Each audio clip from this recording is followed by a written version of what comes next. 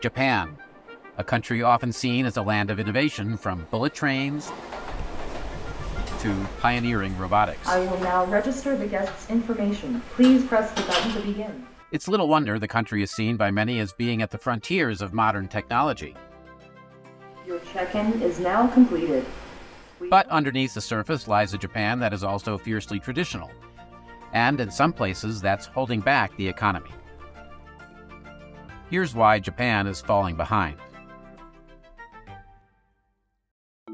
Japan used to be the third largest economy in the world, but last year it lost that title to Germany. For decades, the country has grappled with slow economic growth and productivity. Part of that reason is their dependence on older technology. Hideki Arami started working for his father at this hanko, or stamp shop, in 1992, and took over the business 14 years later. This is a hanko, and it's often used in Japan in place of a signature. For example, on contracts or invoices or other official documents. For centuries, the stamps have been required to prove one's identity. Even today, they're often used in everyday situations like receiving a parcel or opening a bank account. 大切なことは面倒くさい方がいいと僕は思ってるんですよ。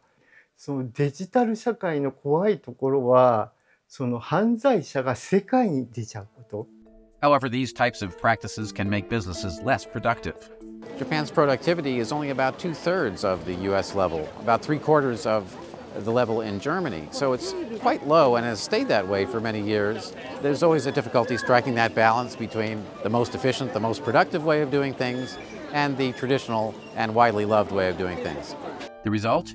A country rich in culture but resistant to change. There's this old joke, how do you know that somebody is working for a Japanese company? Well, when you look at the name card, it still has the fax number. Jesper Kohl, an economist who has lived in Japan since 1986, says it's more than just the technology that's weighing Japan down. The Japanese have become so pedantic, have become such sticklers for precision that, if the hanko, if the seal touches the line where it's on, then it's invalid and you have to redo the entire form all over again. And that's ultimately what's so beautiful and so infuriating about the way Japan works, because it is so process-oriented. In the years since the pandemic, the government has made it easier in some cases to go without hanko, perhaps a written signature or no signature at all. But still, on official documents that we sign, for example, here at the Wall Street Journal, Dow Jones Japan's office, we still use hanko quite frequently. And hanko is not the only old technology still used in Japan. In some offices, people still use the fax machine instead of emails to send important documents.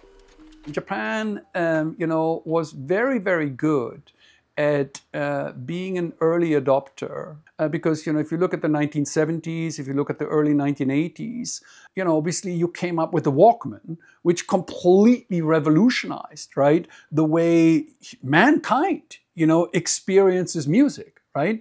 But, sort of from the analog to the digital, that transition never really happened. In some ways, Japan has not changed much since the 1990s. Many employees still work for one company for most of their careers.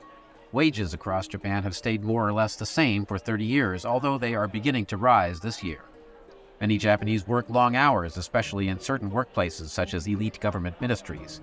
Yet productivity is low. Japan is incredibly labor-intensive. Do yourself a favor and go into a Japanese Starbucks, and where in the United States there is 2 people, taking the order and doing the cafe latte with the extra shot, right? Here in Japan, there's at least 5 people. It's one of the simplest concepts in the world, right? Because you just take output divided by the number of input, right? And so obviously, fewer people is better. Japan's rigid work culture still often prioritizes conformity over efficiency. But that may be about to change, spearheaded by Japan's digital minister. He wants the country to move on from obsolete technologies. For some government procedures today, you're still required to submit application in floppy disk. Yeah. So I had to declare war on floppy disk in Japan. Younger Japanese are more willing to rewrite the rules, work reasonable hours, and take risks. They are also more willing to adopt new technologies. So there is a big generational element. But even with the digital alternatives, it's the pedantism of the form over content. That's why Japan has great difficulty in being an early adopter or in adopting, modern technology, digital technology in a fast and speedy way. Japan has always marched to the beat of its own drum, embracing modern technology but retaining its own culture and charms. But for Japan to lift its economy, it may need to chisel away some parts of its history to keep growing in the future.